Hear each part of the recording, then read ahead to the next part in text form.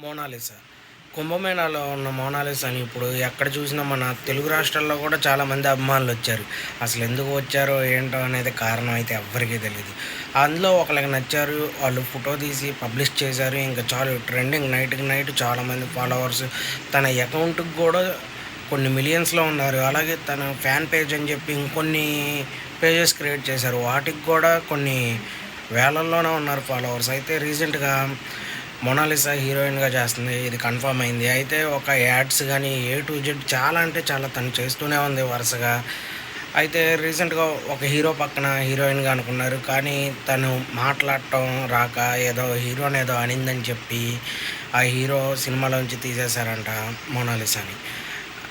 తను ఏమని అనుండిద్దో మరి ఎవరికీ తెలీదు. ఎందుకంటే రీసెంట్‌గా కేరళలో ఒక షాప్ ఓపెనింగ్‌కి వెళ్ళినప్పుడు గూడా తను ఏం మాట్లాడాలో అర్థం గాక ఏదేదో మాట్లాడినది మనందరం చూసే ఉంటాం.